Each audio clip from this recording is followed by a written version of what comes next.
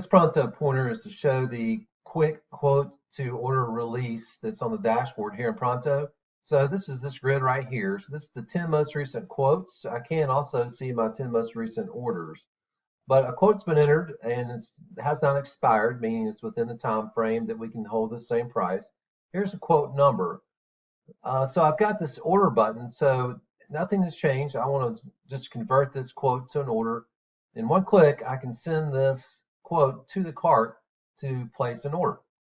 So I click the order button.